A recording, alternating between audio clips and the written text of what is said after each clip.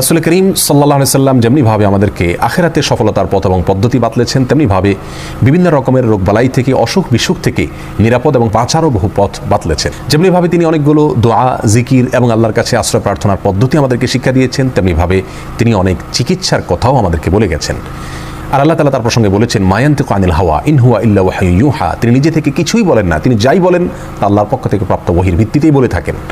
যার কারণে তিনি যত চিকিৎসার কথা বলেছেন সেগুলো ওহী, সেটা প্রত্যক্ষ হোক অথবা পরোক্ষ হোক। আমাদের জীবনে যে কোনো অসুখ বিসুখ থেকে বাঁচার আপাতদৃষ্টিতে সকল উপায় যদি বন্ধ হয়ে যায়, সকল পথ যদি রুদ্ধ হয়ে যায়, তবু একজন মুমিন হিসাবে নবী আলাইহিস সালামের বাতানো সে সকল সর্বরোগের মহৌষধ বা চিকিৎসাগুলো আমাদের জন্য সবচেয়ে বড় এবং শেষ অবলম্বন হিসাবে ঠিকই থেকে যায়। আজ আমরা তেমন 5টি চিকিৎসার কথা বলবো, যেগুলোতে আল্লাহ সুবহানাহু ওয়া তাআলা সকল রোগবালাই থেকে, সকল অসুখ বিসুখ থেকে নিরাপদে এবং সুস্থ থাকার উপাদান নিহিত রেখেছেন। তার ভিতরে সর্বপ্রথম যে বিষয়টি কথা বলবো তা হলো কালোজিরা। এই প্রসঙ্গে সহিহ বুখারী হাদিসে আসছে, নবী আলাইহিস সালাম বলেছেন, আলাইকুম বিহাদিহিল হাব্বাতিস সাউদা ফাইন্না ফিহা শিফা মিন কুল্লি দা ইল্লা সাম। অর্থাৎ কালোজিরা, আল্লাহ সুবহানাহু ওয়া তাআলা এর ভেতরে মৃত্যু ছাড়া পৃথিবীর অন্য সকল রোগের প্রতিষেধক রেখেছেন, সকল রোগের ঔষধ রেখেছেন, চিকিৎসা রেখেছেন।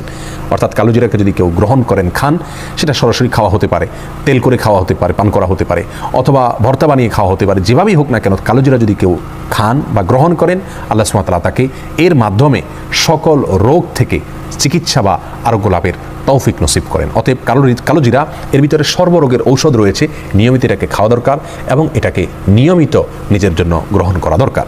দ্বিতীয়ত যে চিকিৎসার কথা তিনি বলেছেন তা হলো মধু। মধু প্রসঙ্গে আল্লাহ সুবহানাহু ওয়া তাআলা নিজেই সূরাতুন নাহলের 69 নম্বর আয়াতে বলেছেন, ফিহি শিফাউল লিন্নাস, এর মধ্যে মানুষের জন্য শিফা রয়েছে, আরোগ্য লাভের উপাদান রয়েছে। নবী আলাইহিস সালাম নিজে মধু পছন্দ করতেন, যেমনিভাবে বুখারী মুসলিম বর্ণনা করেছেন। আর সেই সাথে মুসনাদ হাকিমের বর্ণনা রয়েছে, তিনি বলেছেন, আলাইকুম বিশিফা আইনি আল আসালু ওয়াল কোরআন। দুটি শিফা বা আরোগ্য লাভের উপায় তোমরা সবসময় অবলম্বন করবে। তার একটি হলো মধু, অর্থাৎ মধু পান করা, আর একটা হলো কোরআন কারীমের তিলাওয়াত। যার কারণে কোরআন কারীমের তিলাওয়াত বা কোরআন কারীম তিলাওয়াত করে পড়ে ঝাড়ফুঁক করা, এটা যেমন চিকিৎসার কাজ দেয়, তেমনি মধু পান করা এটাও মানুষের শরীরে রোগ প্রতিরোধ ক্ষমতা বাড়ায় বা মানুষকে বিভিন্ন রকমের রোগ বালাই থেকে চিকিৎসার কাজ দেয় এই মধু পান।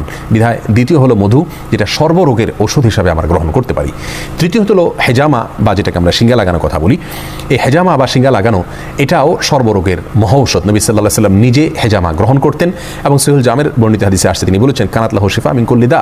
যদি কেউ বিশেষ কিছু সময় আছে, সময়গুলোতে হেজামা গ্রহণ করেন, তাহলে তার সকল রোগ থেকে আল্লাহ সুবহানাহু ওয়া তাআলা আরোগ্য লাভ করার তৌফিক তাকে নসিব করেন। সকল রোগের শেফা হিসাবে এটি তার জন্য কাজ করে। তাহলে তৃতীয় নম্বর হলো হেজামা বা শিঙ্গা লাগানো। 4 নম্বর হলো জমজমের পানি পান করা। জমজমের পানি প্রসঙ্গে সহিহ মুসলিম হাদিসে আসছে, নবী আলাইহিস সালাম বলেছেন, শিফা ও সাকামিন, অর্থাৎ জমজমের পানি এটা রোগের জন্য ঔষধ। এখানে কমনভাবে তিনি বলেছেন, সাধারণভাবে বলেছেন, তার মানে সকল রোগের জন্য ঔষধ এই জমজমের পানি। অনেক বর্ণনায় আসছে, মা ও জামজাম লিমা শুরিবা লাহ, অর্থাৎ জমজমের পানি যে উদ্দেশ্যে পান করা হয়, কোনো রোগ বালাই থেকে বাঁচার জন্য যদি উদ্দেশ্যে পান করা হয়, আল্লাহ সুবহানাহু ওয়া তাআলা সেই উদ্দেশ্য পূরণ করেন, অর্থাৎ তাকে আরোগ্য নসিব করেন। এই হাদিসের সনদ নিয়ে কোনো মুহাদ্দিস কথা বললেও এটি হাসান পর্যায়ের বা গ্রহণযোগ্য পর্যায়ের। তাহলে জমজমের পানি এটাও সর্বরোগের একটি মহৌষধ, সর্বরোগের একটি কমন চিকিৎসা এবং নববী চিকিৎসার মধ্য থেকে একটি হলো জমজমের পানি। আমি ব্যক্তিগতভাবে এমন কয়েকজন লোককে চিনি যাদের বিভিন্ন দুরারোগ্য ব্যাধি ছিল এবং সে সমস্ত ব্যাধি থেকে আত্মরক্ষার জন্য, চিকিৎসার জন্য তারা পৃথিবীর যত চিকিৎসা হতে পারে তার সবগুলো তারা গ্রহণ করেছেন, কিন্তু সকল চিকিৎসাই ব্যর্থ হয়েছে। এমত পর্যায়ে তারা জমজমের পানিকে নিয়মিত পান করেছেন, আল্লাহ সুবহানাহু ওয়া তাআলা তাদেরকে অলৌকিকভাবে সুস্থতার নেয়ামত নসিব করেছেন। অতএব জমজমের পানি এটাও সর্বরোগের একটি কমন মহৌষধ। 5 নম্বর হলো আজোয়া খেজুর। আজোয়া এক প্রকারের খেজুর বিশেষ। এই বিশেষ প্রকৃতির খেজুর একটু দাম বেশি। এই খেজুর প্রসঙ্গে সহিহ বুখারী হাদিসে আসছে, নবী আলাইহিস সালাম বলেছেন, কেউ যদি প্রতিদিন সকালবেলা 7টি আজোয়া খেজুর খায়, ওই দিনে মৃত্যু ছাড়া অন্য কোনো রোগ তার কোনো ক্ষতি করতে পারে না। অতএব আজোয়া খেজুরও এর মধ্যেও প্রতিষেধক রয়েছে, চিকিৎসা রয়েছে সর্বরোগের, যে কোনো রোগের। প্রিয় দর্শক, আবারও এক নজর আমরা জানি, 1 নম্বর হলো কালোজিরা, 2 নম্বর হলো মধু, 3 নম্বর হলো শিঙ্গা লাগানো, 4 নম্বর হলো জমজমের পানি পান করা, আর 5 নম্বর হলো আজোয়া খেজুর খাওয়া। এর প্রত্যেকটার ভিতরেই আল্লাহ সুবহানাহু ওয়া তাআলা অলৌকিকভাবে চিকিৎসা রেখেছেন, আল্লাহ সুবহানাহু ওয়া তাআলা আরোগ্য লাভের উপাদান রেখেছেন। বিধায় যে কোনো দুরারোগ্য ব্যাধি থেকে বাঁচার জন্য অথবা আত্মরক্ষার জন্য, চিকিৎসার জন্য, আরোগ্য লাভের জন্য আমরা এই উপায়গুলো অবলম্বন করলে আল্লাহ সুবহানাহু ওয়া তাআলা আমাদেরকে রক্ষা করবেন এবং হেফাজত রাখবেন। সেই সাথে আমরা নবী আলাইহিস সালাম বাতানো বিভিন্ন দোয়া এগুলো আমরা অবলম্বন করতে পারি। বিসমিল্লাহিল্লাযী লা ইয়াদুররু মা ইসমিহি, সকাল সন্ধ্যা 3 বার, আরও যে সমস্ত দোয়া আছে সেগুলো পাঠ করা। সেই সাথে সূরা ফাতিহা, এটা সকল রোগের জন্য কমন একটা অলৌকিক চিকিৎসা।